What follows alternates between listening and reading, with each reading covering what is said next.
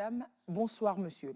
C'est depuis les années 1970 que des politiques publiques destinées à éliminer les diverses formes de violence faites à la femme sont élaborées. De l'approche intégration de la femme au développement à celle genre et développement, à ce jour, les choses ne semblent pas vraiment évoluer comme cela devrait. Et quand, dans un sondage national, l'on apprend que 64% de Togolais répartis en 63% de femmes et 67% d'hommes, eh bien, ils pensent que la violence domestique est une affaire privée qui devrait être réglée et résolue au sein de la famille et non par les forces de l'ordre et non au pénal. Eh bien, l'on pourrait être un peu surpris. Parce que c'est ce semblant d'omerta qui crée des situations du genre, de ce qu'on va voir tout de suite pour lancer l'émission. Alors, le témoignage que vous allez suivre tout de suite, les images ont donc été prises sur Internet, mais cela illustre bien le sujet dont on va parler ce soir. Merci de suivre et tout de suite derrière, je vous présenterai les invités qui sont dans le Salon de la Femme ce soir. Bienvenue à Jeudi Femme. Vous voyez cette petite fille, cette jeune adolescente, elle n'a que 13 ans. Quand je vous dis qu'elle n'a que 13 ans, oui, elle n'a que 13 ans. Aujourd'hui, elle se retrouve mère. À l'âge de 13 ans, elle est mère. C'est pas parce qu'elle voulait être mère. Elle est devenue mère à cause d'un diable. D'un diable. Elle n'a pas choisi d'être mère à 13 ans. C'est juste un diable qui a décidé de lui gâcher sa vie. Et ce diable, c'est le mari de sa mère. Il s'agit du mari de sa mère qui l'a violée. Parce que ce diable, il ne savait pas comment faire pour détruire la vie de cette petite. Et c'est le seul moyen qu'il a trouvé pour détruire la vie d'une petite fille de 13 ans. Aujourd'hui, cette fille se retrouve, cette adolescente, je vais dire, se retrouve avec un bébé. Elle est en train de lui donner les seins comme une adulte. Pourtant, elle n'a que 13 ans. Elle n'a pas fini de grandir. Elle a besoin de profiter de sa jeunesse. Aujourd'hui, elle ne peut pas profiter de sa jeunesse. Elle ne peut pas vivre comme ses autres jeunes sœurs, ses autres jeunes copines. Aujourd'hui, cette petite, sa vie est complètement détruite. À 13 ans, sa vie est complètement détruite. Je vais vous raconter la petite histoire. D'abord, elle se fait violer, on va dire c'est du viol, on va appeler ça du viol, d'accord? Elle se fait violer par son beau-père. Sa mère, elle sait, elle apprend la nouvelle, qu'est-ce qu'elle fait? Elle prend la petite, elle va la déposer chez sa grand-mère. Elle la dépose chez sa grand-mère maternelle. Et puis, elle revient en ville pour s'installer, pour continuer son amour avec ce diable. Comment on peut accepter un tel truc comme ça? Toi étant mère, comment peux-tu accepter une telle chose? Pour moi, tu es complice de ce crime. Pour moi, c'est un crime. Tu es complice, tu es diabolique. Comment peux-tu accepter une telle chose? Aujourd'hui, la petite se retrouve à 13 ans, mère. Elle n'a rien demandé, elle est devenue mère à 13 ans. Pour moi, c'est condamnable. La mère et le beau-père sont complices. Elle est complice de son homme à cause de Bangala. Elle a abandonné son enfant. Dites-moi, que feriez-vous, mes amis? Dites-moi, que feriez-vous, mes amis? C'est le comportement donc de la mère de cet enfant qui nous interpelle dans le débat qu'on va faire ce soir quant au détour du sondage d'Afrobaromètre publié juste ce jeudi. On apprend que 63% de femmes togolaises estiment quand même que les questions de violence conjugale, les questions de violence domestique devraient plutôt être traitées au sein de la famille en privé que d'aller au pénal, que d'aller au niveau des forces de l'ordre. On a voulu comprendre et j'ai invité pour ce faire l'expert, un des experts qui ont travaillé sur le sujet. Bonsoir à vous, Monsieur Kofi Amessou Adaba. Vous êtes expert du CROP d'Afrobaromètre, vous-même vous êtes docteur en sociologie. Oui. Merci de partager la réflexion avec nous. Vous nous expliquerez le résultat que vous avez. C'est vrai que dans les sondages d'Afrobaromètre, vous n'entrez pas forcément dans la profondeur du sujet à creuser. Pourquoi les personnes répondent ci ou ça, mais avec votre lumière de sociologue, vous nous éclairerez sur la question. Merci d'être là. Merci, madame. Nous avons également sur ce plateau M. Achou Eklou, il est spécialiste genre. Merci d'être avec nous. C'était quoi votre réaction aujourd'hui quand vous avez appris ce chiffre? Vous étiez surpris ou bien pas surpris du tout? Pas du tout surpris. Ah oui? Non.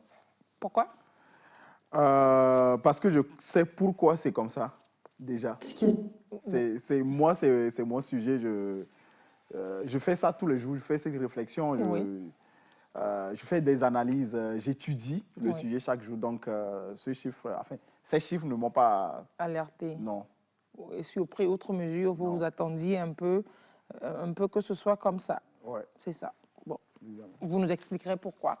Et on va dire bonsoir également à Mme Elsa Benaba. Merci d'être avec nous. Vous êtes une spécialiste sur le sujet également. Votre détermination vient de votre expérience personnelle. Oui, de mon expérience personnelle et du fait aussi que je suis militante féministe. Donc, c'est clair que c'est tous les jours le même sujet. C'est clair. Et c'était quoi votre réaction, vous autres, quand vous avez appris aujourd'hui? Je pense que c'était pareil hein, que Atou. Je lui ai d'abord dit, ça t'étonne, toi? Il a dit non. Donc, c'est normal. Oui, justement parce qu'il y a des raisons pour lesquelles c'est ainsi. Et c'est ces raisons derrière qu'on va devoir comprendre pour changer les choses. C'est cela. C'est cela. Merci complètement d'être avec nous. Eh bien, de ce sondage, on va parler pour que vous compreniez, pour que vous sachiez ce dont cela retourne. C'est Afrobaromètre qui fait des sondages sur l'état du développement en Afrique, hein, sur la gouvernance. La qualité de vie et de la démocratie en Afrique. C'est ça. Et vous publiez régulièrement, vous l'appelez les disséminations, vous disséminez les résultats de ces études régulièrement.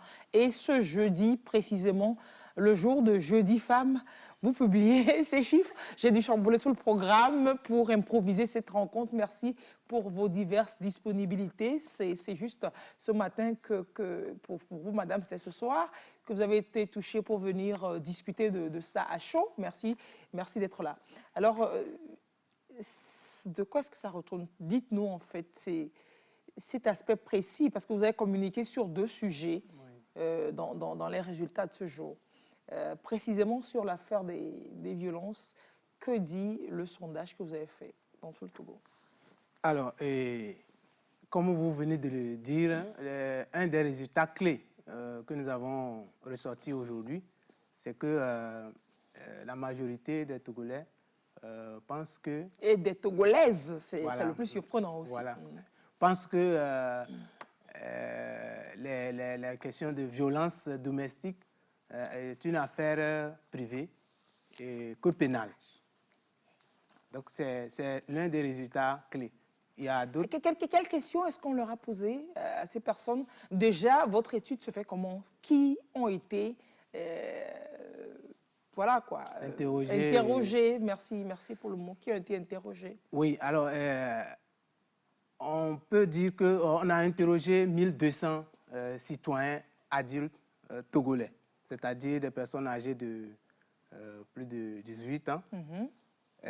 Et Afrobaromètre a introduit un biais c'est 50%. 50%. Nos excuses pour ces désagréments. Voilà. Alors, Afro a introduit un biais parmi les personnes à interroger. On a interrogé 50% hommes, 50% femmes. Et on interroge également les gens par rapport aux zones urbaines ou rurales. Alors, ça couvre tout le territoire, le sondage? Oui, c'est sur l'ensemble, l'échantillon est représentatif sur l'ensemble du territoire national.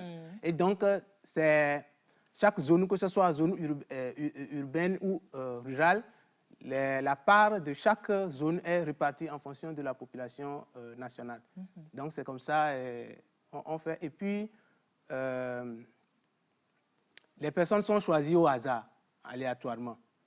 Ok. Ce n'est pas comme si c'était des gens préparés d'avance. Non, pas du tout, pas du tout. On a une technique appropriée pour sélectionner les ménages dans chaque zone de dénombrement qu'on respecte rigoureusement. Et c'est par rapport à ça qu'on a un échantillon assez représentatif avec des marges d'erreur de plus ou moins 3%, avec un niveau de confiance de 95%. Et voilà, un échantillon assez représentatif. Assez représentatif. Oui. Vous le faites sur divers sujets, hein, divers sujets. Alors, quelle question a été posée aux personnes interrogées sur la thématique qui nous intéresse? Alors, il y a plusieurs questions, Oui. mais la question de ce résultat clé, c'était de savoir les violences en milieu, ou bien les violences domestiques constituent une affaire privée que pénale et devait être réglée Si vous permettez, ayant le document, je peux peut-être bien lire la question, oui, la question en intégralité. Question posée au répondant. Laquelle des affirmations suivantes est la plus proche de votre opinion? Et 2 propositions ont été faites aux personnes interrogées. La première proposition, la violence domestique est une affaire privée qui doit être traitée et résolue au sein de la famille. La deuxième affirmation, c'est la violence domestique est une affaire pénale dont la résolution complète nécessite l'implication des forces de l'ordre. Alors, sur cette question donc posée, on a 64% globalement de la population qui estime que la violence domestique est une affaire privée. Et 34% la violence est une affaire pénale. Et dans les 64%, donc, on a les 63% de femmes et 67% d'hommes. Les femmes, en majorité, quoi, c'est-à-dire plus de la majorité des femmes répondues ont estimé que c'était ça. Alors, monsieur l'expert en genre, le spécialiste genre, quand on parle de violence domestique, de violence conjugale, de quoi est-ce qu'on parle? Oui, ça c'est une question intéressante parce que je lui ai demandé aujourd'hui, est-ce que nous parlons de violence basée sur le genre ou bien nous parlons de violence domestique ou bien nous parlons de violence conjugale parce que c'est différent. Voilà, c'est 3 termes qui s'imbriquent mais avec des nuances. Une violence domestique peut être une violence sur des enfants comme des punitions, par exemple. Des questions de discipline, on va dire, des violences physiques. Mais une violence conjugale, c'est entre l'époux et l'épouse. Donc, c'est la différence entre violence domestique et violence conjugale. Sauf que violence conjugale et domestique également. Voilà, peut être exercée à la maison ou ailleurs. Et les violences basées sur le genre, c'est partout. Voilà, violence basée sur le genre, c'est partout. Que ce soit à la maison, enfin, dans d'autres espaces. Travail, tout ça. Voilà, oui. c'est ça. Alors, est-ce que ça a été spécifié, expliqué aux populations? Est-ce que les femmes, ou alors les personnes qui répondaient aux questions savaient de quoi elles parlaient vraiment?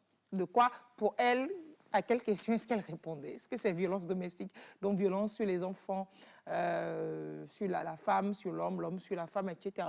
Ou est-ce qu'on parle spécifiquement de violence conjugale? Je pense que la question elle est un peu précise et il s'agit de la manière dont il faut régler la question. Est-ce qu'il faut... Oui, peut-être Lise, tu peux relire la question. Oui. Voilà. C'est ça. Laquelle des affirmations suivantes est la plus proche de votre opinion? Voilà. Affirmation 1. La violence domestique est une affaire privée qui doit être traitée et résolue au sein de la famille. Affirmation 2. La violence domestique est une affaire pénale dont la résolution complète nécessite l'implication des forces de l'ordre. Et quand je lis un peu la conclusion, c'est la conclusion qui semble nous dire que vous parlez de violence conjugale. Parce qu'on dit que 2 tiers des citoyens, 64% de la population, pensent que la violence conjugale est une affaire privée et non une affaire pénale. Peut-être que vous avez utilisé le terme violence domestique, mais... Avec une précision faite sur les 2 termes étaient interchangeables. Mais voilà. C'est pas ça. Oui. Mais vous avez dû spécifier aux gens, vous avez spécifié que vous parlez de violence conjugale. Violence entre hommes et femmes. Entre hommes et femmes. La question elle est précise plutôt sur la violence domestique. OK. Oui, C'est est-ce une que c'est question là? sur la violence domestique. Maintenant, pourquoi... Ça dit s'il y a un problème à la maison, s'il y a une violence... non, ben, aussi il y a bien d'autres à la questions. maison, sur les enfants que Oui, entre les époux. par exemple, il y a une question sur c'est une question de violence domestique. Oui, donc Mais aussi est-ce bien que- les enfants que... Que, voilà, englobe un peu aussi bien les enfants, les femmes, etc.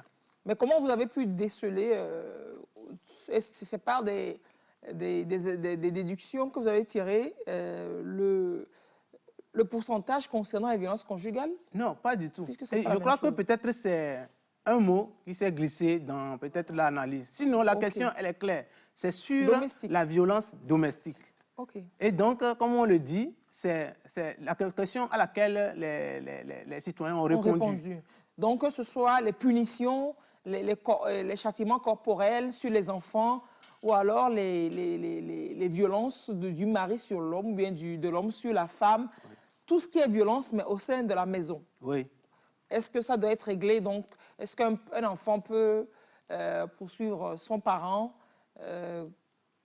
chez la police pour violence, comme le cas de cet artiste congolais, on l'a appris aujourd'hui, qui a été condamné, je vais vous donner des précisions, qui a été condamné à la peine de prison en France parce qu'ayant violenté un peu sa fille qui s'exhibait un peu trop nue sur les réseaux sociaux, le parent a été condamné. Donc, c'est un peu de tout ça qu'on parle. Oui, pardon, il y a une question spécifique sur est-ce que c'est justifié de battre, de frapper sa femme, par exemple. Il y a une question spécifique sur ça. Et ça, c'était quoi la réponse? Et ça, on a dit, on a 47% qui pensent qu'il est toujours justifié. De frapper sa femme. De battre sa femme. C'est globalement ça, hein?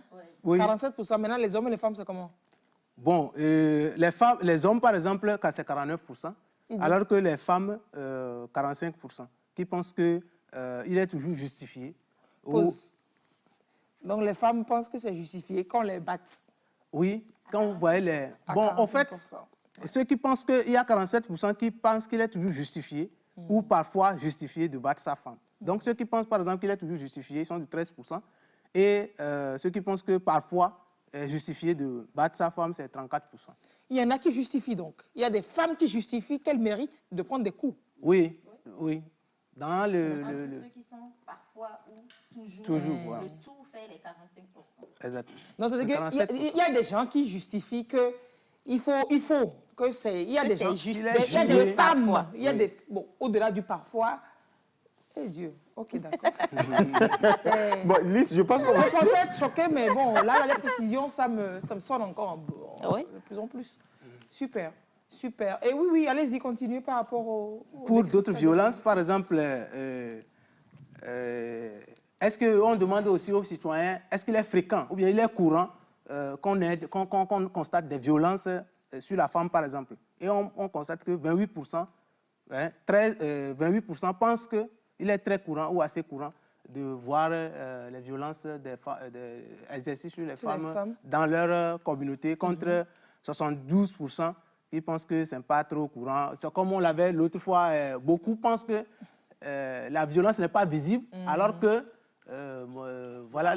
Encore faut-il considérer le fait déjà comme une violence. Comme une violence. Si la personne ne pense pas... C'est ça. Si tu ne pas sans une infraction, elle ne c'est pas une violence. C'est pas une violence pour elle. Oui. Maintenant, si nous revenons au résultat clé qui dit que est-ce que la gestion, ou bien pour régler une affaire de violence domestique, est-ce qu'il faut, c'est une affaire privée ou bien plutôt pénale, comme on vient de le dire, c'est clair que 64% pensent que c'est une affaire privée, contre 34% qui pensent plutôt que c'est une affaire pénale. Mais ce qui ce qui pique encore un peu, c'est que on pourrait imaginer qu'il s'agit peut-être... Que des hommes qui ont dit ça? Ou bien qu'on a peur de la police, ou bien qu'on n'a pas... Bon, donc on a posé aussi la question quelque part de voir est-ce que...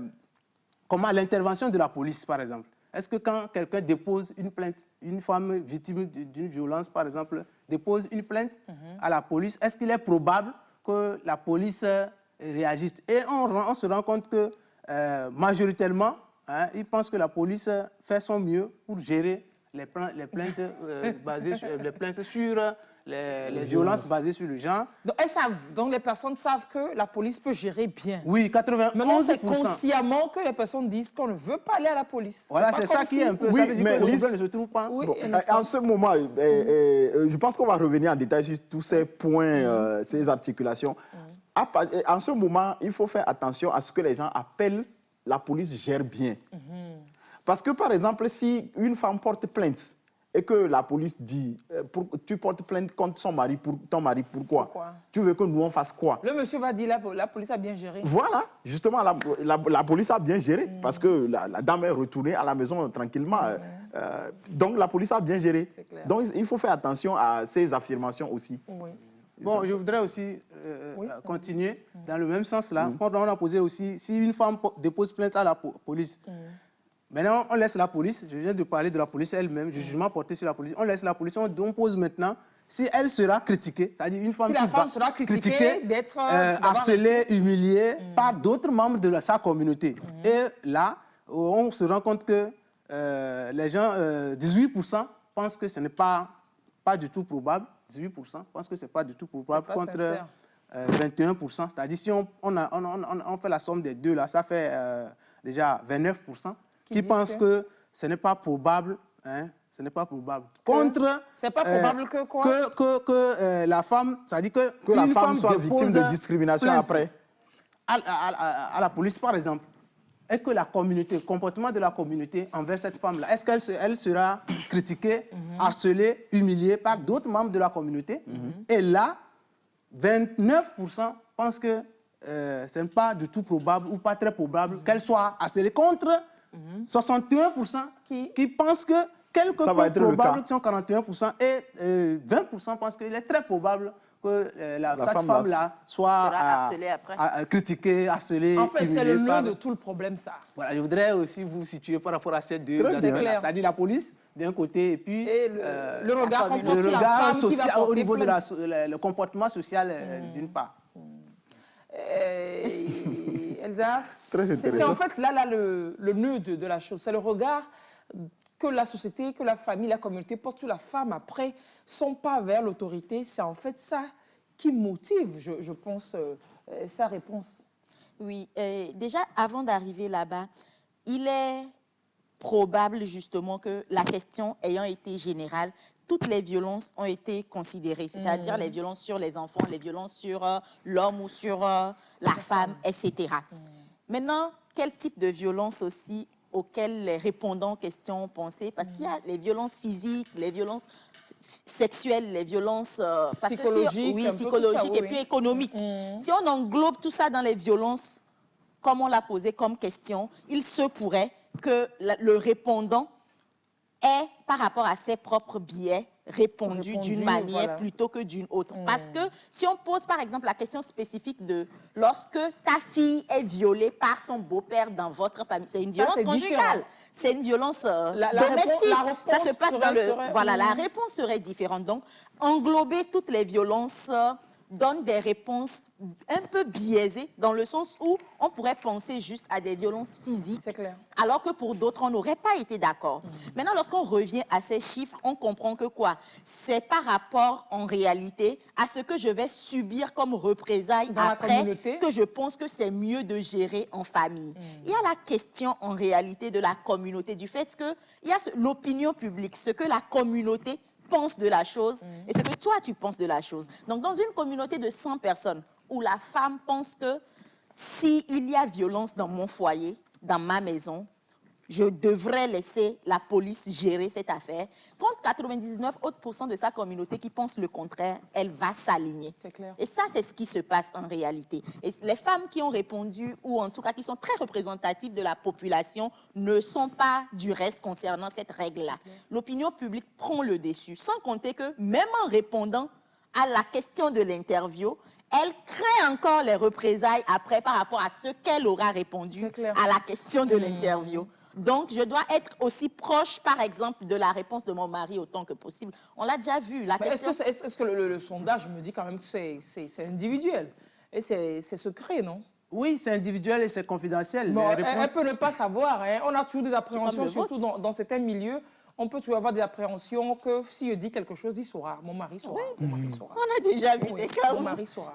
c'est des votes secrets, mais le mari contrôle le vote de la femme.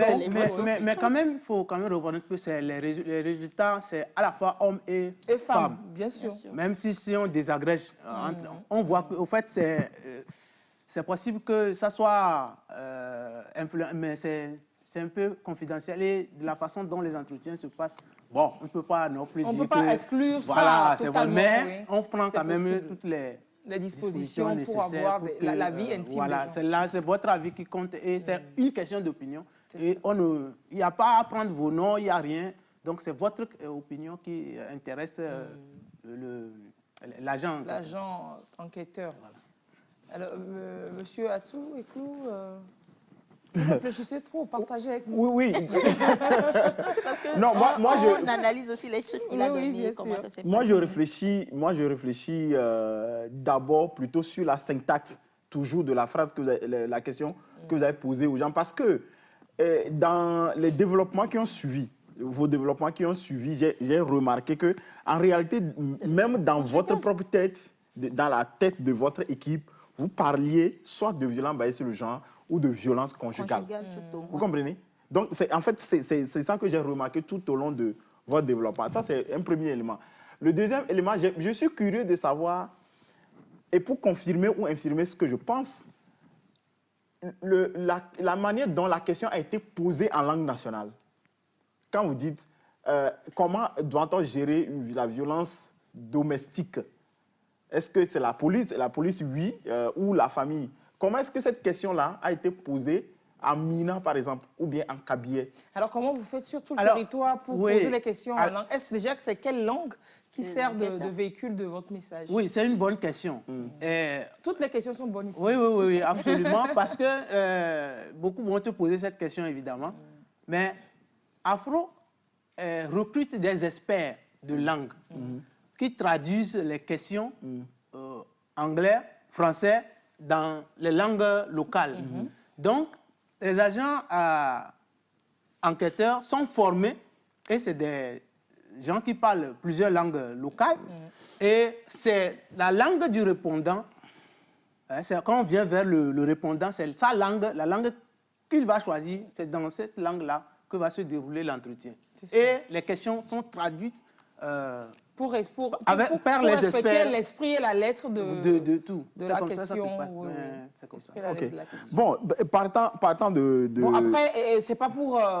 mais c'est pour parler du fait précis, quoi. Oui, c'est ça. De l'opinion, de la perception. Voilà, de la perception. De l'opinion des répondants. Et voilà, la pertinence et la justesse de la réponse dépend de la justesse de la question, en fait. De la compréhension que l'autre aura. C'est ça, c'est pour ça que j'ai posé la question. Mais bon, laissant ce pan de côté, je suis d'accord avec vous que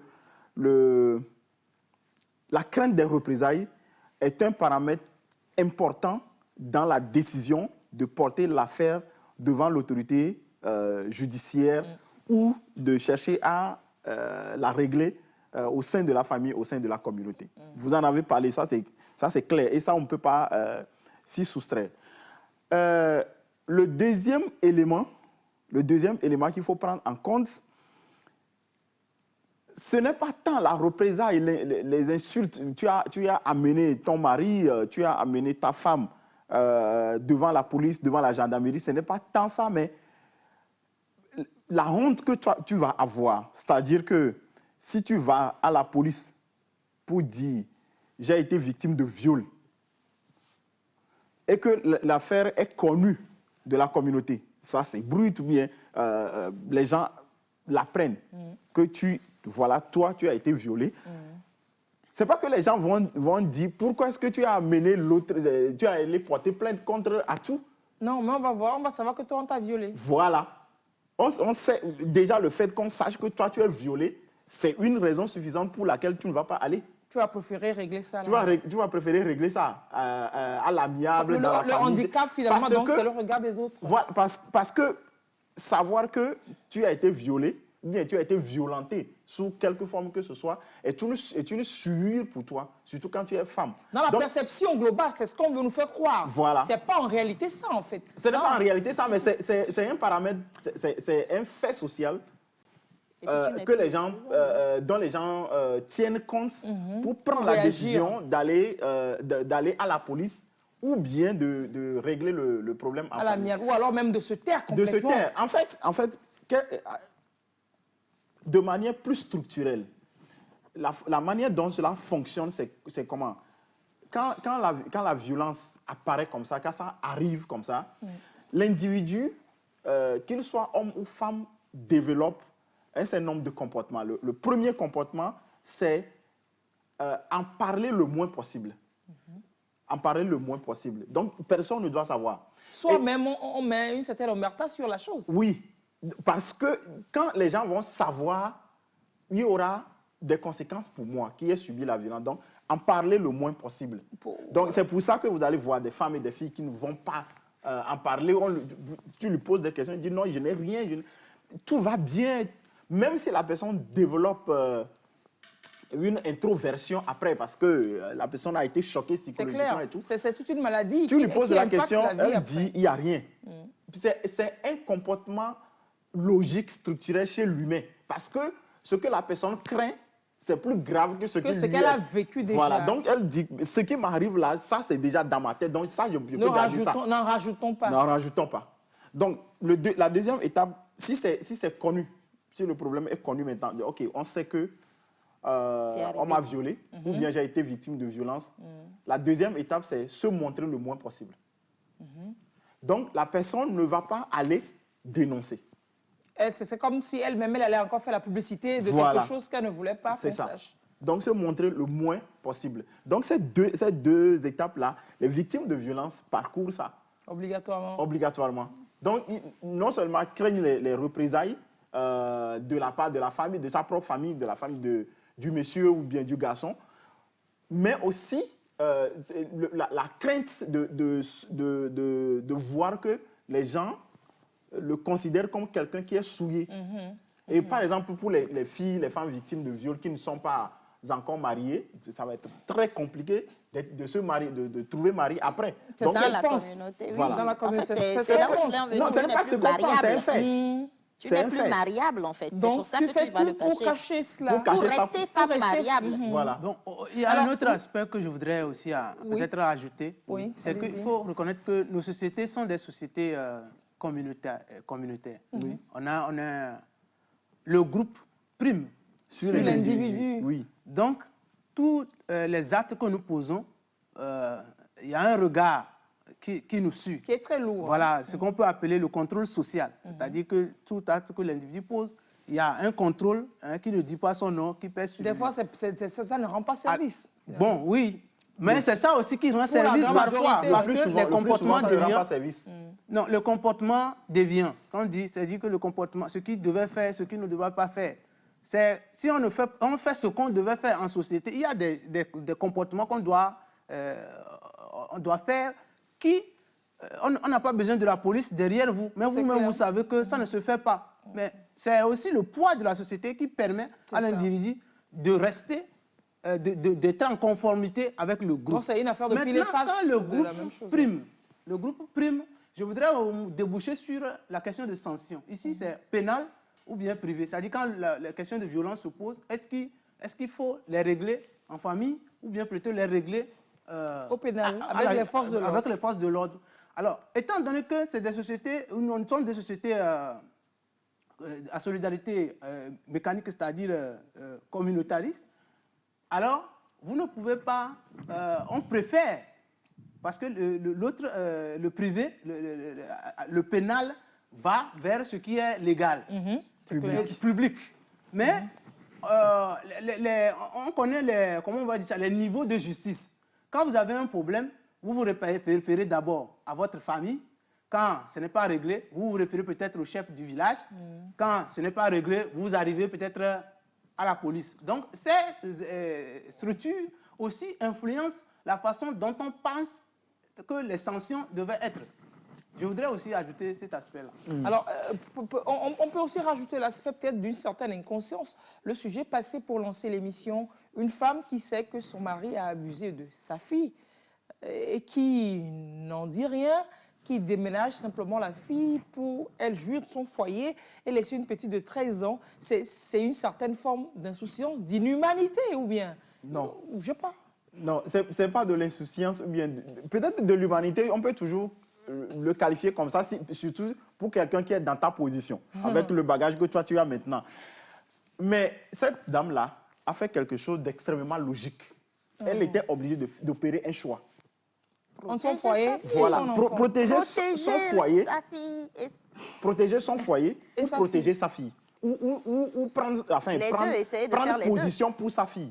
Non, mais ça, est-ce qu'elle a pris position pour sa fille, là, dans ce Non, qu'elle a fait? justement, c'est ce que je te dis. Ok, d'accord. Donc, je te dis qu'elle a opéré un choix conscient Pour elle. pour elle. Parce que les deux éléments qu'elle avait devant, C'était précieux pour elle. Aussi bien le mari que la fille, c'est précieux. et elle s'est demandé, qu'est-ce que je veux? Qu'est-ce que moi je veux? Qu'est-ce que la société voudra pour moi? Tu Avec comprends? quoi j'aurai plus de valeur? Voilà, avec quoi j'aurai plus de valeur? Est-ce que je quitte mon mari, je dénonce le mari, je deviens l'insulte, femme on se bagarre, je le dénonce, je qui a porte plainte, enfermé peut-être son et mari. on divorce, et puis moi je prends fait et cause pour ma fille. Et j'ai l'étiquette d'avoir enfermé mon mari, d'être célibataire et tout. C'est ça. Ou bien est-ce que je reste du côté de mon mari, d'autant plus que ma mère est vivante, donc je prends la fille, je la dépose là-bas. C'est parce qu'elle est là, elle était en train de gâter mon foyer. Mon foyer. Elle peut aller jusqu'à dire que la fille a séduit son mari. Toute une réflexion qu'elle met en place pour opérer ce choix-là. Donc, ce n'est pas de l'inconscience. C'est un choix raisonné, c'est un choix réfléchi qu'elle a fait. Et ce choix-là n'est pas étranger aux croyances et normes sociales. L'expert parle du processus de socialisation, du poids du groupe. Et ça, c'est très important pour les individus. C'est-à-dire que quand Rousseau dit que l'humain, c'est un animal social. C'est pesant, c'est lourd, c'est immense comme contenu. Les gens ne savent pas jusqu'où ce développement peut aller, jusqu'où ils sont soumis à la société. Social, au contrat social ils pensent vivre, ils pensent faire des choix, mais en réalité, pour chaque petit choix que nous opérons, notre première réflexion, c'est le qu'en dira-t-on? C'est clair. Qu'est-ce que les gens vont penser de moi? Donc, finalement, quand nous je ne vivons pas travaille, pour nous. je veux m'acheter ma voiture. Est-ce que les gens ne diront pas que je n'ai pas encore construit ma maison, j'achète ma voiture? Est-ce que les gens, oui. Le qu'en dira-t-on, c'est vrai que ça pèse beaucoup, ça prend le pas, ça a un gros poids. Et c'est compliqué, ouais, c'est pas Mais Lys, il y a une partie importante du problème que nous n'avons pas évoquée jusqu'à maintenant. C'est la question de la distinction entre ce qui est privé et ce qui est public. Alors, on en viendra tout de suite, mais par rapport au qu'en dira-t-on, on va suivre la vidéo, le témoignage, ça fait 6 minutes, je crois, c'est d'une Française qui a dépassé le qu'en dira-t-on. Elle a été violée, elle était mineure, mais elle n'a pas... Voilà, elle a refusé le procès à huis clos qui était supposé la protéger parce que il y a une phrase que j'aime bien dans ce qu'elle dit. Elle dit « La honte ne devrait pas être de mon côté. La honte devrait être du côté des violeurs parce que c'est eux qui ont commis une infraction. » Elle n'a rien fait en fait. Je vous propose de suivre ce témoignage de cette Française et on revient, continue la discussion. Parce qu'en fait, tout ce qu'on dit là, c'est pas comme si on justifiait, on ne vous donne pas des pistes que c'est comme ça que ça se fait. Mais on explique pour vous dire en fait que ça ne devrait pas être comme ça. On suit le témoignage de cette dame qui a refusé le procès à huis clos. Et on revient continuer les échanges. En France, la première mineure qui a refusé le huis clos à ses violeurs, qui voulait que tout le monde puisse venir. C'est pas à moi d'avoir honte.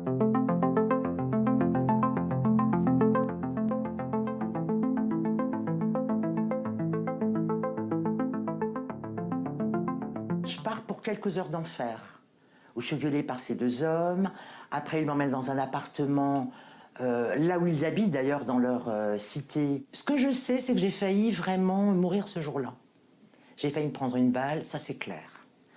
Voilà, j'ai vu un seul pistolet de ma vie, c'est cette nuit-là. À un moment, les deux hommes partent, je reste dans l'appartement du troisième homme qui l'occupait, mais j'entends d'autres voix.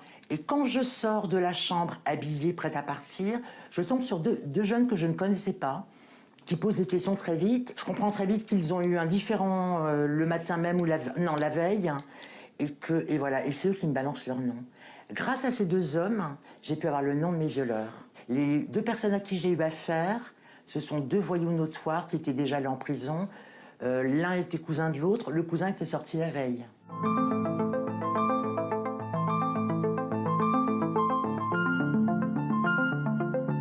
J'arrivais dans un état, j'étais brûlée sur le visage, on m'avait pissé dessus, il pleuvait pas, enfin, voilà, je dégoulinais d'un truc...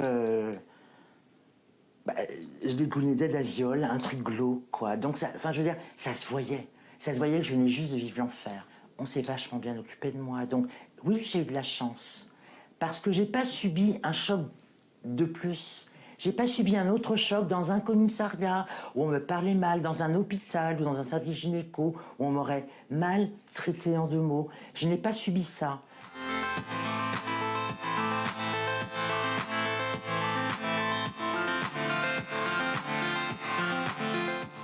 Quand il prononce le mot huis clos, moi c'est un mot que je connais pas. Et donc je lui demande ce que ça signifie, donc il m'explique, huis clos, comme vous étiez mineur au moment des faits, personne ne pourra rentrer dans la salle, il y aura le président de cour d'assises, les jurés, voilà, toutes les personnes. Et puis c'est tout, et je lui ai dit, ah mais non, ah non, non. J'ai dit, moi je veux qu'on ouvre les portes. Et donc, à ce moment-là, je refusais le huis clos. Il a été scotché, c'est quelqu'un très pro, qui a une grande maîtrise, qui m'a regardé très calmement, qui m'a dit « Pourquoi ? Pourquoi vous refusez ?» Et là, moi, je lui ai répondu « Mais c'est parce que c'est pas à moi d'avoir honte. » Pour moi, en fait, c'était d'une évidence. C'est pour ça que j'ai jamais eu honte. Enfin, je veux dire, j'ai jamais ressenti de culpabilité ou de honte, parce que c'est juste pas à moi d'avoir honte, en fait. Remettons les choses à l'endroit. La honte, c'est pas pour les victimes. Donc, à partir de là, les portes ne devaient pas être fermées. Moi, et je lui ai dit « Moi, je veux que tout le monde le sache. Je veux que tout le monde puisse venir. Je veux que la société le sache. » Alors, ce qui est paradoxal, c'est que j'en parle pas à mes parents. Alors, paradoxal, oui et non, parce qu'on peut avoir des raisons pour faire quelque chose et des raisons pour ne pas les faire. Puisque j'avais décidé de porter plainte et de me débrouiller seule, j'allais me débrouiller seule, ça voulait dire. Et le juge Jean-Pierre Jetty l'a compris, je lui ai dit, il m'a exposé une difficulté réelle, c'est que, étant mineure au moment des faits, mes parents devaient venir signer pour moi, si je refusais le huis clos. Or, et c'est là où il s'est retrouvé face à quelque chose, j'imagine, de peu habituel. Or, je ne voulais pas qu'il soit au courant.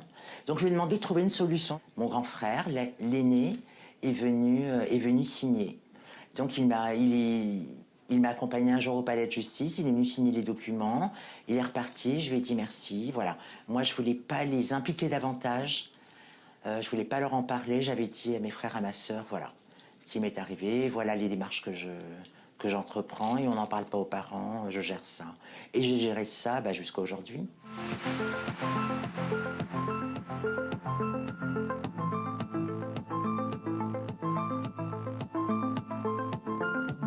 Moi, ce que je voulais, en portant plainte, c'était déjà que justice soit faite et les empêcher de recommencer auprès d'autres personnes. Parce que des violeurs, ça ne s'arrête pas. C'est-à-dire, il y a une fois, mais il y en a d'autres. Et je voulais être la dernière à qui il faisait du mal. Le plus important, c'est... On a failli mourir, clairement. On est morte en partie. Quand je dis morte, je ne parle pas que des femmes. Je parle de toute personne. Les enfants, les hommes qui ont vécu ça. Toute personne qui a vécu ça, c'est une atteinte à sa vie. Donc, après, il faut se reconstruire et ça prend du temps.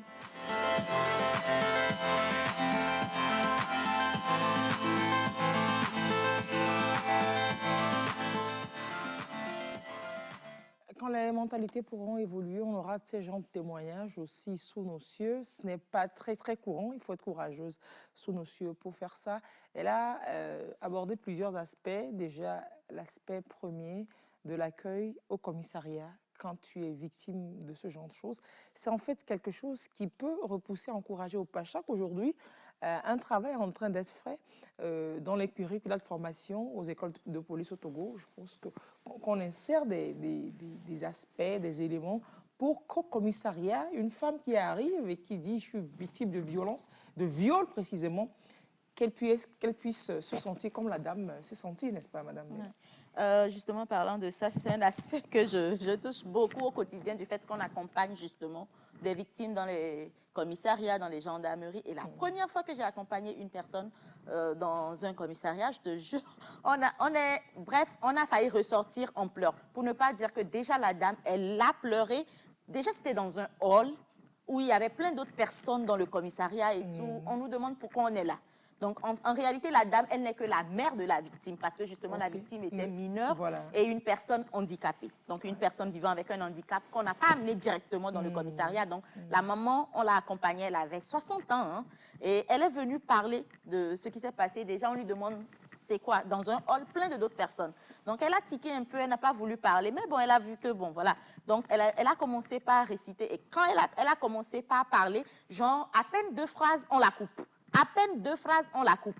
Au point où elle était à un moment donné épuisée de raconter, tellement on ne la laissait même pas dire ce pour qu'on est là. Et quand on a appris que ce n'était même pas elle la victime, et que c'était, on nous a renvoyés. Sortez, il faut forcément l'amener et tout. Et, attendez, on va vous expliquer. C'est une personne handicapée, mentale, ceci. Bref, ça n'a pas été facile. Et la chose n'a changé qu'à un moment donné où ils ont senti que celle qui l'accompagnait, donc moi, était une militante, une activiste. Et c'est à ce moment seulement que le traitement a changé. Mais en Alors que ce n'est pas contrepartie, tout le monde qui peut avoir une activiste à côté, quelqu'un, un conseil à côté. ça, c'est le problème réel aujourd'hui. Tout le monde crie partout. Il faut dénoncer, il faut signaler, il faut oser aller et tout. Mais lorsque vous accompagnez une victime, vous comprendrez pourquoi une autre victime ne viendra jamais. Et ça, c'est le travail qu'on ne fait pas. On va vers des structures qui vont nous dire quoi faire. Donc, il faut que tu ailles à la police, il faut que tu ailles à l'hôpital et tout, etc. Mais quand personne ne t'accompagne là-bas, on ne sait pas pourquoi tu t'es arrêté en chemin. Quand tu es maltraité comme ça dans le commissariat, prochainement, tu sors de là, tu n'as même pas envie d'aller à l'hôpital. Et quand tu arrives à l'hôpital, c'est encore autre chose là-bas aussi. Plusieurs fois et plusieurs choses, plusieurs démarches, au point où, à un moment donné, tu te dis, est-ce que je ne vais pas retourner tranquille à la maison? Plus personne n'en saura rien. Donc ça, c'est vraiment un aspect qui nous... Suite à un vol, à un viol, je veux dire, il y a des choses à ne pas faire. On conseille de ne pas se doucher, etc. Et si l'on doit traîner de procédure en procédure dans cet état où soi-même on peut se repugner, et ça va être compliqué, c'est vrai. Aujourd'hui, pour l'accompagnement d'une victime de viol, pour un processus de dénonciation d'hôpital et tout, il faut boucler sa journée. En tout cas, au Togo, il faut boucler sa journée. Parce que vous allez passer des heures déjà à attendre, soit à l'hôpital, soit au commissariat ou à la gendarmerie, etc. Mais l'autre chose pour laquelle les gens préfèrent aussi le huis clos, ou en tout cas, dans notre contexte ici, le règlement en famille, c'est parce que, comme on est communautaire, on pense aussi que la sanction en famille sera moins, ou en tout cas plus clément, parce que nous avons tendance à protéger les auteurs. L'auteur, il est avant tout de notre famille, quoi qu'il ait fait, il est avec nous, il est de nous, donc on ne va pas... L'auteur même aussi sait que la communauté ne va pas le condamner autant que le judiciaire. Donc, je préfère, ou la communauté préfère régler, et c'est pour ça justement que les résultats peuvent donner ce chiffre-là en question. Et quand il est question de pourquoi, ou en tout cas, est-ce que vous pensez que c'est justifié de frapper sa femme à des moments donnés? Cela rejoint la question des normes et des croyances dont Atou a parlé. La croyance, ou en tout cas la norme, c'est quoi? Une femme doit obéissance à son mari. Et donc, quand il n'y a pas cette obéissance, ou bien il y a désobéissance, c'est comme les enfants. Il faut que tu sois puni pour que prochainement, tu ne recommences plus. Donc, ton mari se donne le droit, le pouvoir de pouvoir te corriger. C'est comme ça même qu'on l'appelle. Il t'a corrigé, il ne t'a pas frappé, il t'a corrigé. C'est pour ça que les gens vont trouver juste. Et la femme a intégré elle-même aussi le fait que si on l'a frappée, c'est parce qu'elle a fait quelque chose de mauvais. C'est parce qu'elle a cherché. Et donc, c'est pour ça que les réponses vont forcément donner cela. Je pense que c'est parce que j'ai un peu trop haussé le ton le jour-là, ou j'ai mal cuisiné le jour-là. Moi-même, je vais trouver des excuses au fait que c'était justifié qu'on me frappe. Il ne fallait pas parler comme ça. Je pense que ça nourrit aussi le fait, comme vous l'avez dit, les résultats. Et puis, il faut quand même comprendre qu'une personne qui convoque ou alors qui invite au commissariat, ce n'est pas forcément quelqu'un qui vous veut du mal. Dans un couple où le monsieur frappe sa femme, c'est peut-être une démarche de construction de la part de la femme. Ah non, mais non. Parce que, Construction à quel sens? Non, on ne sanctionne pas. Je suis venue le dénoncer. On ne sanctionne pas au commissariat pour sanctionner. Genre, des fois, vous arrivez au commissariat, je dis que le monsieur qui est violent, ou alors la dame qui est violente, peut-être que c'est quelqu'un qui est victime d'un schéma qu'il reproduit sans le savoir. Peu importe. Au commissariat, des fois, il y a l'accompagnement, parce que quand vous y allez, quand vous convoquez quelqu'un, quand la personne arrive, on ne l'attrape pas pour déposer en prison directement. Non. On vous écoute, c'est beaucoup de... Bon, d'enquête, de procédure. D'enquête, de procédure. Et puis quand vous y arrivez, ces temps-ci, c'est quand même beaucoup de coups de compassion, des conseils aussi qu'ils donnent. Donc, il peut arriver que vous convoquiez votre mari ou votre femme au commissariat, que vous y alliez, que l'officier vous écoute, vous conseille, que vous repartiez à la maison, que ça puisse changer. Donc, il faut que les familles, que les communautés ne prennent pas toujours mal le fait qu'on est convoqué au commissariat, parce que sous nos cieux, pour toute affaire, ça jure. Et il y a les commissariats là, et convoqué là. C'est-à-dire que c'est le Rubicon à ne pas franchir apparemment. Et je pense qu'il faut quand même qu'on revienne à une autre perception de notre rapport avec le commissariat, bon, je crois. Oui, oui. Je m'inscris dans votre analyse et je crois qu'au fait, on ne devait pas peut-être détacher les comportements des types de sociétés dans lesquelles nous sommes. Donc, vous êtes dans une société comme les nôtres, par exemple, le témoignage qui vient d'être passé, ça, c'est dans une autre mentalité, dans une autre culture, c'est clair. Dans ce genre de société, l'accès à la justice, c'est une question de culture. Aller porter plainte, appeler la police tout de suite pour quelque chose, pour que la police intervienne. Et ça intervient aux côtés de la victime. Ça fait partie de leur habitude. Voilà, mais chez nous, ici, il faut déplacer appeler la police, aller là, ce n'est pas bien vu socialement. Et donc, comme ce n'est pas bien vu socialement, en tout cas, tout de suite, moi, je ne condamne pas le fait qu'on puisse régler des problèmes ou des questions de violence en famille ou en communauté. Je ne condamne pas ça tout de suite. Peut-être qu'il y a des failles, peut-être qu'il y a des choses à corriger, parce que, au fait, la sanction, quel est le but de la sanction? Ce n'est pas de rejeter l'individu, mais c'est de ramener l'individu, c'est de permettre à ce que l'individu s'intègre. La société voudra que les gens se conforment à des normes. On vous dit, bon, vous devez faire ci. Donc, il faut que tout le monde se conforme à cela. Donc, s'il arrive que vous déviez, alors là, il faut des mécanismes pour vous ramener dans la société. Clair. Et donc, pour vous ramener, c'est ça, on instaure les mécanismes de sanction. Maintenant, si quelqu'un pose un acte qui est déviant, donc pour ramener la personne, il faut faire comment? Donc, si quelqu'un viole ou quelqu'un a frappé sa femme, on ne pourra pas voir que la sanction peut être complaisante, entre guillemets. Je ne le pense pas trop parfois. Parce que des fois, il n'y a même pas de sanction. Regardez, bonsoir madame, monsieur, un témoignage, mon voisin maltraitait sa femme et ses enfants. La femme étant dépassée par la violence avait porté plainte à la gendarmerie, puis à la justice. Après cela, elle a subi le mépris de sa belle famille. Et depuis 2 ans, le mari ne s'adresse qu'à ses enfants. Il revient à la maison quand il veut. Financièrement, il a rompu avec la femme. Et pour 4 enfants par jour, il dépose 500 francs. Et c'est à la femme de compléter. Et depuis, elle endure silencieusement. Oui. C'est aussi ça. C'est ça, que si l'on veut régler la chose, il faut quand même qu'on ait une approche holistique, qui est qu'on agisse sur tous les leviers. Parce que le témoignage, là, c'est peut-être pas un témoignage isolé. C'est ça, finalement, malheureusement, qui est la règle, je crois. En fait, mon frère, nous sommes tous dans la société. Mais le problème, c'est que tous ces mécanismes sociaux qui sont en place pour, soi-disant, ramener l'individu dans la droite ligne, se révèlent finalement contre les femmes et les filles.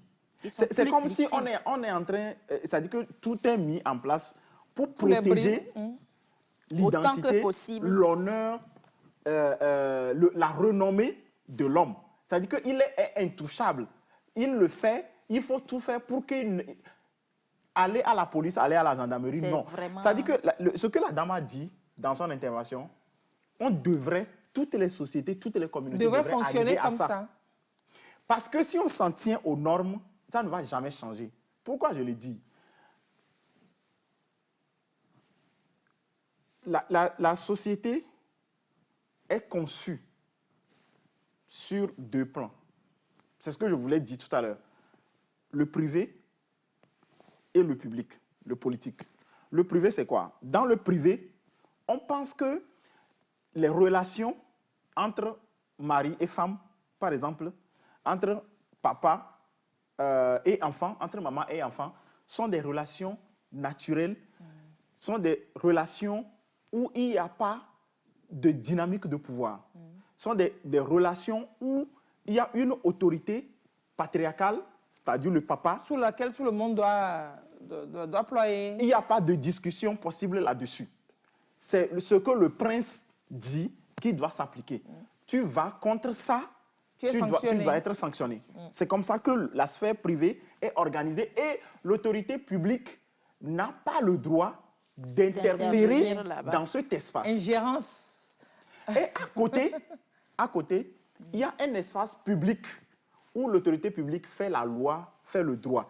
Et cet espace-là est constitué de lois, est constitué de normes publiques qui doivent être appliquées, où les dynamiques de pouvoir, les construits sociaux sont acceptés, considérés comme tels. Sauf que cette idéologie-là, c'est faux. C'est un construit purement sexuel, social. Social, oui. Parce que toutes les relations humaines, quel que soit l'espace où ces relations-là s'exercent, sont des relations de pouvoir. Les relations que le papa entretient avec l'enfant, la relation que la maman entretient avec son mari sont des relations de pouvoir. C'est pour ça que si une personne violente l'autre et que l'autre n'a pas la possibilité de se faire entendre par une autorité qui est capable de sanctionner celui qui l'a violenté, on est dans une relation de pouvoir déséquilibrée où la personne qui est violentée devient un esclave. C'est ce que ça veut dire en fait. Et ça, c'est ça que notre société n'arrive pas encore à comprendre. On pense que la sphère privée doit être réservée au privé et que tout ce qui se passe là doit être réglé par le privé. Ça, c'est un des meilleurs moyens pour que la violence persiste. Ouais. Pourquoi? Parce que ce que nous sommes en train de développer là, ce que la femme là a fait, c'est seulement en 1970, entre 60 et 70, que ça a pris véritablement de l'essor en Occident aussi.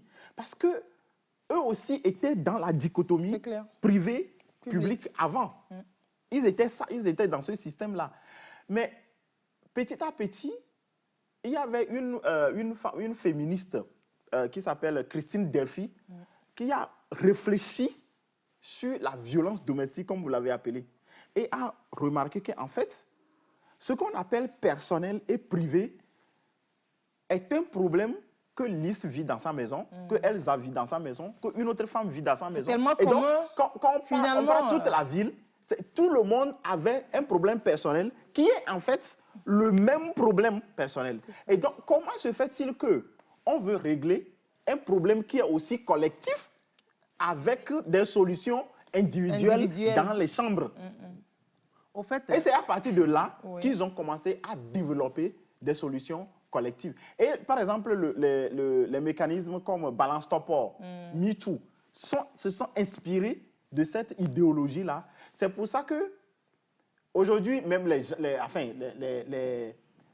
quand une femme est violentée dans un espace de travail, comme l'a fait Washington là, personne ne dénonçait avant. Parce que c'est dans le privé, ce n'est pas dans la place publique, ce n'est pas... Mais aujourd'hui, Balance Ton Port, MeToo ont révélé ces choses-là et les gens ont dit, OK, si toi aussi tu l'as subi, MeToo, MeToo, j'ai subi. Moi aussi, j'ai subi, toi aussi, tu as subi. Viens, on va en parler. Et c'est comme ça que les gens sont en train d'amener cette affaire-là dans l'espace public. Mais aujourd'hui, nous avons encore des réticences, des pesanteurs, des normes et des croyances en Afrique qui font que le mouvement MeToo est en train de passer sans laisser de traces en Afrique. Le mouvement Balance Ton Port est en train de passer. Parce que la figure patriarcale représentée par l'homme est encore trop puissante. prégnante par ici. En Afrique. Alors, C'est au ça, Togo, c'est sur ça qu'il nous faut n'avons pas travailler. la culture de signalement. Lorsque toi, femme, tu t'en remets à la justice, la belle famille pousse le monsieur à demander le divorce carrément. Oui, c'est le même message qui vient, parce que la comme fille, réponse à il ne faut une pas dame. l'attaquer, le prince, il ne faut pas l'attaquer, il ne ça. peut pas mal faire. Comme réponse à une dame ayant subi des violences, une autre femme, fonctionnaire du tribunal, répond que c'est comme ça dans tous les foyers. C'est ça. Quand la victime a insisté de connaître ses droits, elle et sa collègue lui disent que si elle fait venir son mari ici, elle n'a qu'à dire au revoir à son mariage. Voilà. La victime est retournée chez elle et est tombée en dépression. C'est ça. C'est malheureux. Justement, ces 47% là aussi qui ont répondu que c'est mieux que ça se traite en privé. C'est à cause de cette mentalité-là que la chanteuse nigériane récemment décédée Elle est décédée sous les coups de son mari. Parce que finalement, c'est pas comme si toute la famille ne savait pas que ça se passait. C'est pas comme si le pasteur, l'église ne savait pas. Mais au finish, elle est morte. Maintenant que c'est venu jusqu'à la mort, est-ce que ça reste encore dans le privé ou maintenant ça peut devenir public? C'est la question que les gens ont commencé aussi quand même à se poser aujourd'hui. Et quand même les activistes et plein d'autres personnes même qui étaient contre le fait que ça se règle en public commencent déjà quand même par revenir à la chose parce qu'ils sont en train de réaliser qu'il n'est plus question seulement de taper ou de petites violences. La mort s'ensuit. Voilà. C'est comme si on dit l'enfant il vole 5 francs. Tu ne lui dis rien. Il va voler un 10 francs. Après, il va voler un bœuf. C'est clair. C'est ça, parce que l'impunité fait que les gens... C'est-à-dire qu'on se donne les cartes... Nous, les hommes, on a la carte blanche pour violenter les femmes. Parce qu'en fait, en famille, la sanction, on ne la voit pas. Quand le monsieur, quand tu en parles à la belle famille a quoi sur le... À quelle pression à faire sur le président, on ne va pas le punir. Je pense que peut-être qu'on ne fait pas suffisamment de recul, peut-être, pour dire que... On ne peut pas non plus dire que sans la justice, que les problèmes ou bien les violences domestiques ne se réglaient pas dans nos sociétés. Oui, allez-y. Cela veut dire quoi? Heureusement que je sens quand même que chaque société, elle est dynamique. Chaque société évolue selon des contextes qu'elle traverse, etc. Et ce que les gens voient aujourd'hui comme mauvais, ou bien comme une mauvaise chose, ça évolue demain. Demain peut devenir une bonne chose. Donc, la société, elle est dynamique. Si elle est dynamique, cela veut dire que les questions de violence, telles que ça se développe, tout ça, là, il y a une évolution qui s'ensuit. Et c'est pour ça que je disais que quand vous prenez le témoignage de la dame par rapport à ce qu'elle dit, dans une telle société, si vous revenez chez nous ici, dans notre contexte, ça ne va pas tellement marcher pour elle. À ce jour. Oui, à ce jour, exactement. On dit qu'il faut qu'on puisse tendre à cela. Parce que même chez elle, il y a des années, elle n'aurait pas pu le faire. Oui, exactement. Le problème, c'est que c'est trop lent. C'est trop lent. Et ce qui fait la différence dans les sociétés occidentales par rapport aux nôtres, c'est que quand ils ont adopté la loi, quand la loi est adoptée, l'État, les structures étatiques font le maximum pour appliquer la loi. Ça ne veut pas dire que ça n'existe plus. Ou bien, comme un coup de baguette magique, le problème disparaît. Ce n'est pas ça, c'est pas ça la situation chez eux. Même jusqu'à aujourd'hui, il y a des difficultés des femmes continuent de mourir sous le coup des violences de leurs copains. Mais régulièrement en France, régulièrement. Oui, mais bien sûr. Et le problème est toujours là. Mais ils font tout pour... Ce qui fait le problème chez nous, en Afrique, c'est que nous sommes toujours, et nous en complaisons, nous sommes toujours dans un dualisme juridique, où l'État joue l'équilibriste entre s'il faut appliquer la loi, ou il faut respecter, il faut laisser les gens appliquer leurs croyances et normes sociales. Tu comprends? Parce que quand une personne est violentée, quelle est la question que l'État se pose? Quand tu prends le code pénal dit les coups et blessures volontaires sur autrui sont punis. Systématiquement. Vous comprenez? La loi ne dit pas que si c'est entre mari et femme, entre mari et femme, non, la loi ne dit pas. Moi, là où je suis un peu gêné, c'est que j'ai l'impression que vous rejetez carrément les mécanismes de sanction. Parce que la question que je vais vous poser, c'est qu'il faut savoir. Oui. Par exemple, si vous prenez les sociétés occidentales, oui. Est-ce que vous pensez que la violence, le taux de violence, par exemple, est plus élevé qu'au Togo ici? Le taux de violence est plus élevé ou bien plus réduit? Bon, peut-être plus réduit ou plus élevé. Le taux de violence est plus réduit qu'ici. Pourquoi je dis ça? si vous faites les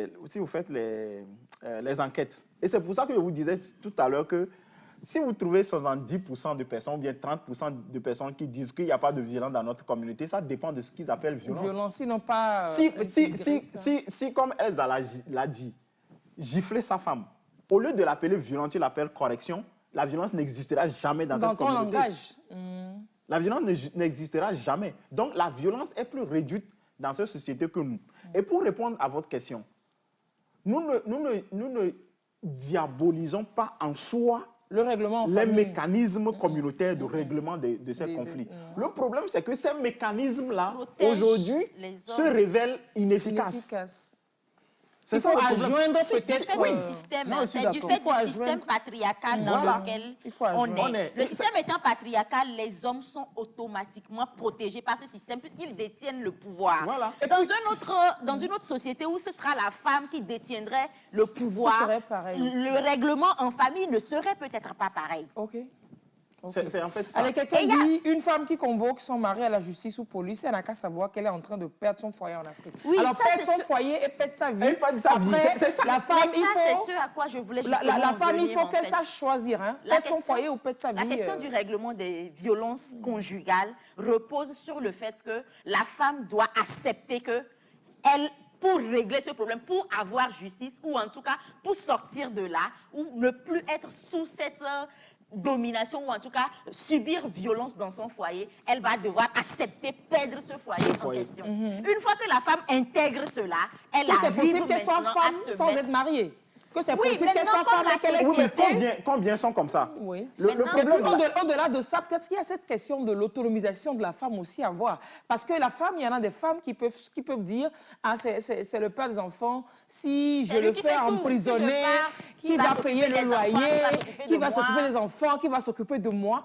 L'autonomisation de la femme va jouer aussi un grand rôle dans l'autonomisation financière va jouer en partie. Oui.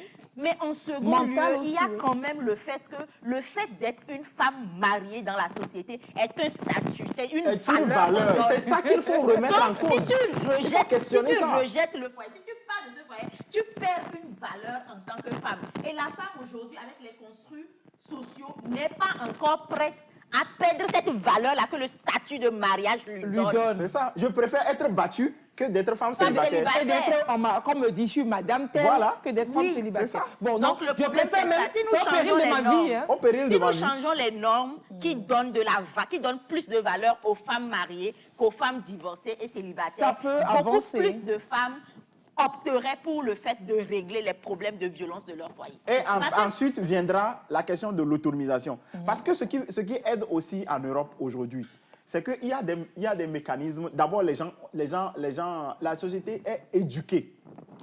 La société est éduquée en matière de droits humains. Les gens n'acceptent plus aujourd'hui que leurs droits et libertés individuelles, surtout ce qui touche à l'intégrité physique, soit mis sous l'autorité de quelqu'un d'autre. Qu'une autre personne décide de comment eux vont se sentir dans leur peau. Corps. Parce que c'est un droit humain. Donc les gens sont arrivés, les gens sont arrivés à ce niveau de compréhension, de connaissance. Ça, c'est un. Deux, le droit est appliqué. À tous. À tous, de manière égale. Ouais. Quand vous allez au commissariat, on ne se demande pas si c'est ton mari ou bien si c'est ta femme. Si tu l'as frappé ou pas. Tu l'as frappé ou pas, tu l'as violenté ou pas, on te punit. Il est qui pour toi ne compte pas. Trois, les femmes ne se demandent pas ce que je vais manger, là où je vais habiter. Parce que, la femme, elle est allée à l'école, tout comme l'homme. C'est pas comme au Togo, où les femmes... Elle n'est peut-être pas allée à l'école. Les femmes travaillent, elles ont presque le même salaire que l'homme, le salaire qu'elle peut gérer. Donc, elle est autonome, elle contrôle cette ressource qu'est l'argent, elle contrôle la ressource qu'est l'emploi ou le travail. Donc, si elle quitte, elle peut aller s'installer pour son compte. Ouais. Aujourd'hui, on est toujours au Togo, où il y a des propriétés de maisons qui ne peuvent pas louer une pièce à une femme seule. Parce qu'il a peur qu'elle ne puisse Si la femme là quitte son mari parce qu'elle est trop violentée, elle va vivre où? Surtout que même avec l'argent, on refuse de lui louer. Vous comprenez? Ce sont les normes là que nous... Non, en fait, le travail, c'est à faire sur les normes. On a du chemin à faire. Vous voulez dire, monsieur Adaba, vous vouliez... Donc, sur les normes, Oui. Non, vous vouliez répondre tantôt à un aspect là. oui, là où je suis un peu... Bon, je parlais de... En fait, ce n'est pas que... Bon, ce n'est pas... J'essaie de vous, vous amener de l'autre côté aussi un peu. Oui. Ce n'est pas que... Dans les sociétés occidentales, le droit individuel prime. Oui. OK? Mais chez nous ici, le droit collectif. Nous avons nos valeurs C'est-à-dire, aussi. nous avons nos valeurs aussi. Et ce n'est pas que c'est le bon vouloir. Il y a des choses quand même, une société qui soutient qu'on frappe les femmes. Par exemple, ça, on ne peut pas dire que vraiment c'est une valeur. Ça, il y a des choses sur lesquelles... Ça veut dire que ça on ne ne fait va pas partie de nos valeurs que de frapper les femmes. Oui. Donc, Donc, je rapporte de l'eau à votre moulin. La femme qui convoque son mari a-t-elle essayé tous les moyens de règlement familial? Voilà. N'oubliez pas que le masculin aussi est un genre qui subit des violences. Et s'il On est d'accord. s'il faisait pareil, dans ce cas, la femme aurait accepté dans nos sociétés, parce que nous ne devons pas, oui, c'est intéressant, nous ne devons pas plagier l'intégralité de l'éducation occidentale, parce que ce qui tend à arriver avec cette histoire d'équité genre, qui ne parle que de femmes comme si le masculin n'était pas un genre. Oui, je dis que... Oui, on ne va pas en même temps, c'est pas faux, on va pas en même temps Donc c'est dans les valeurs plagier. de l'Occident que la femme ne doit pas être violentée, c'est ça? non, c'est pas ça. Lisse. Pas du tout. Lisse. Oh, je vous dis que Elle même... va continuer, oui, oui. mais comment vous pouvez imaginer que dans nos sociétés, il n'y a pas de violence conjugale, où la femme n'a jamais frappé, ou bien l'homme n'a jamais frappé une femme?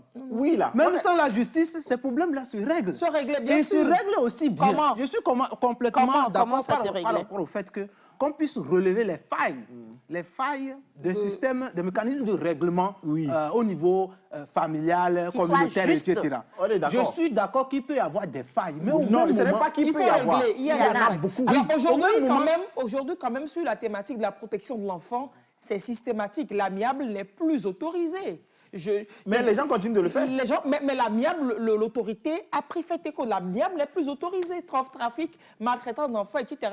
Avant, les Chez chefs nous, traditionnels arrivaient à il y a régler. carrément des adages Aujourd'hui, et non. des normes qui encouragent cela. Il y a l'adage qui dit « il pleut partout ». Une femme qui veut commencer par dénoncer des choses qui se passent dans son foyer, qui justifieraient le fait qu'elle puisse partir, on lui dit quoi? C'est pas mieux chez Koyo. C'est pas mieux chez Il Koyo. pleut partout. Ça sous-entend quoi? On est en train de dire que tu dis que ton mari te frappe. Il pleut partout, donc tous les hommes frappent.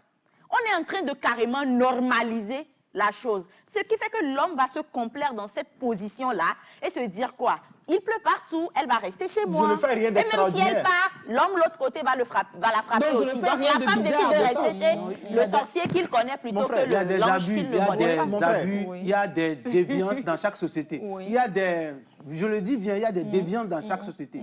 Mais cela ne veut pas dire non plus que c'est ça seulement qui... Non, on n'incrimine pas forcément, on place oui. Non, nous, on est en train de haut parler de nos pour dire, sociétés. voilà, ça. nous, chez nous, on frappe trop les femmes, on fait ci. Non, mais je c'est ne dis faux, pas hein. que... Il n'y a pas de déviance, il n'y a pas de cette Il y en a, violence-là. mais faut Il y en pas a, mais il ne faut exagérer. pas Vous trop pensez qu'on exagérer. exagère. Oui, parfois on Vous a pensez qu'on l'impression exagère. qu'on Mais tu as les Je comprends bien, je comprends bien. Tu as parlé quand même de 47% qui pensent que c'est justifié de frapper une femme. C'est pas beaucoup. C'est pourtant dans notre société, 47% C'est pas de beaucoup. notre société pensent que c'est justifié de frapper une femme. Je- Et tu penses c'est que le beaucoup. problème n'est pas crucial? Je répète, Oui. je répète et je précise. Il y a des standards sur lesquels On ne va pas discuter, quoi.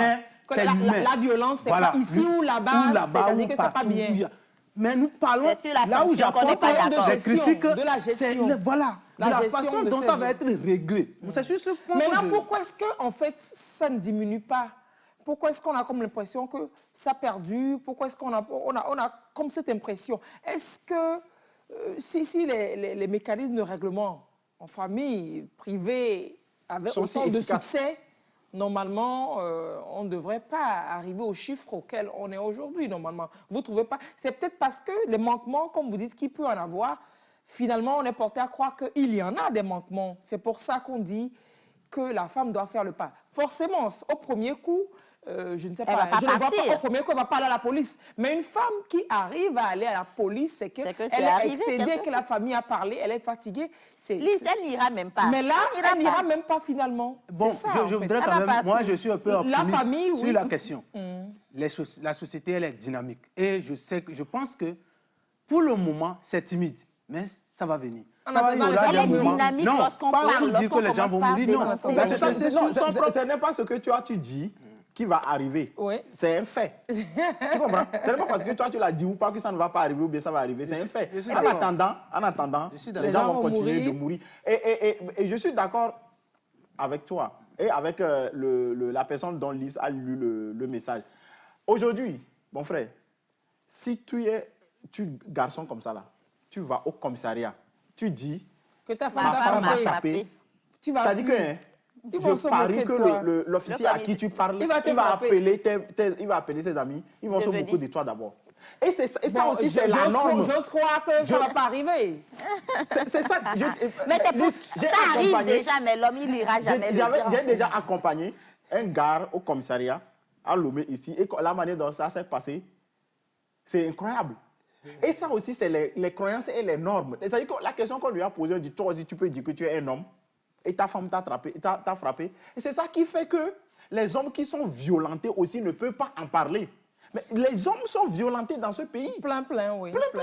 Mais ne peuvent pas en parler à Et cause pourquoi des ils ne parlent normes. pas? C'est parce que la société ne conçoit pas. Pas que que la l'homme femme puisse puisse frapper Donc, l'homme. dans tous les cas, c'est nous-mêmes, la société, qui façonnons les choses. Si on parle plus des violences faites aux femmes aujourd'hui, c'est parce qu'il y a eu un travail qui s'est fait et les femmes arrivent aujourd'hui peut-être à en parler. Si on fait le même travail, les hommes vont commencer par ouvrir la bouche et parler aussi. Beaucoup d'hommes se sont fait dépuceler par des femmes plus âgées à la maison, Leur bonne, des aides, etc. nounous, les Mais servantes. ils admettent même pas que Que c'est c'était un du viol viol, ou c'est ça. que c'est une C'est ça. agression. Oui, mais sexuelle l'homme ne sur eux. supporte pas.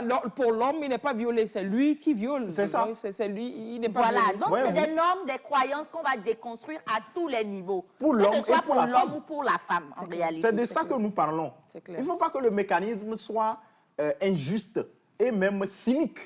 Mais Ah, les gars, je le- voudrais vous piquer aussi une question. On a fini, hein, rapidement, mais là, Ah oui, peut-être rapidement, oui. c'est par rapport, on est en train de Rapidement, bien, je vois que, je suis d'accord, hein, le pénal, ce qui est légal, ça c'est obligatoire, on doit y arriver, la société Voilà. y arrivera. Mais est-ce que vous n'avez trouvé pas qu'il y a des failles aussi Au niveau du pénal? Oui, c'est ça, mécanisme on de- Bien sûr, c'est de ça que nous parlons. on le Il dit. y en a. Donc c'est pour ça que ça doit être bien huilé, Super. bien revu. Allez, on finit avec la question d'un téléspectateur. Voilà, c'est une femme qui dit comment faire pour une femme qui est violentée et qui veut vraiment aller se plaindre quelque part. Où est-ce qu'elle va aller? Où est-ce qu'elle va? Généralement, tu vas au poste de commissariat ou gendarmerie le plus plus proche proche de de chez toi. toi, c'est ça. Et maintenant, si tu penses que tu as besoin de soutien, il y a aussi des mécanismes de téléphone, de messagerie qui sont mis en place aujourd'hui, tels que Arefa, des applications, des groupes de femmes qui aident des femmes et les accompagnent dans ces processus-là. Tu peux t'approcher d'elles pour Mais comment on t'accompagner. sait- Il y a Où? les centres d'écoute aussi mis en Oui. place par le gouvernement. Ok. Il y a Le des centre d'écoute de spécialistes qui Novici. sont là-bas. Voilà. Il y a un centre d'écoute à Novici, À Novici, déjà, où sur tu l'état- peux- sur il y a toute le l'étendue du GF2D, territoire, voilà. oui, Voilà. il y a sur toute l'étendue du territoire, il y a le GF2D, il y a Oui. les associations. Aujourd'hui, tout le monde a un smartphone. Vous Oui. tapez peut-être centre d'écoute. Association d'aide des femmes ou quelque chose comme Oui, ça. Il y au a Togo. plein de choses qui vont sortir Et puis, qui vont et puis t'aider. vous saurez vous orienter. Si vous êtes dépassé ou alors que vous soyez homme ou femme, tapez simplement centre d'écoute ou association d'aide et puis vous saurez Il y a quoi même faire. des Voilà. groupes de parole aujourd'hui pour Super. aider les femmes à s'entraider Ah, entre elles, à discuter, à se guérir ensemble. Et ce groupe Merci de parole, énormément. c'est pour les hommes aussi. Hein. Oui, Mais il y en a pour les depuis qu'on hommes a aussi. commencé, aucun homme n'est jamais venu. Il y a des hommes, Il y a mais des hommes. après, ils ont des histoires. Allez, merci mes chers de nous avoir consacré votre soirée pour cette réflexion. Merci beaucoup. Violence conjugale, 63% de Togolaises pour la gestion en privé. Et on a découvert les raisons pour lesquelles. Et on se rend compte que le travail, il est énorme. Le champ est très, très grand. Déconstruire toutes ces normes que nous nous imposons à nous, les normes que nous pensons qui nous définissent et qui font en fait que nous planons sous le coup de violence qui finalement peuvent nous ôter la vie. Il serait bien quand même de se préserver, hein, de reconsidérer les choses, de faire le poids, de faire la part des choses et de prendre toujours la meilleure décision pour soi. Nous allons remercier M. Kofi Amesouadaba qui nous vient du CROP avec Afrobaromètre. Les résultats globaux, Ils sont sur un site internet qu'on peut voir. Exactement, afrobaromètre.org. Vous allez sur ça, voilà, et vous avez tous les résultats, nos publications, etc. Ça. Alors, ils ont parlé de leadership féminin, de la gouvernance au Togo. Et on découvre dans la publication de ce jour aussi que les Togolais, en majorité, sont satisfaits de la gouvernance de la femme qui est Premier ministre du Togo. Oui, voilà. La moitié des Togolais fait confiance à la première. À la Première ministre. Et puis, l'autre moitié, 61% approuvent sa performance au ce poste-là. Vous pouvez avoir les chiffres bien déchiffrés, bien décortiqués là, sur afrobaromètre.org. Puis voilà, merci énormément à vous. Merci à Tsou Eklou, spécialiste genre, toujours passionné sur ces questions. Merci. Et puis, pas moins passionné, Elsa Benamba, merci d'être passée par ici. Et merci pour tout le travail que vous continuez par faire pour les femmes, pour la population togolaise. Rediffusion de l'émission mardi en matinée. On vous retrouve là, c'est le dernier jeudi de l'émission aujourd'hui. Je vous retrouve le premier jeudi de juillet autour d'une autre thématique. Passez une très belle soirée. Au revoir.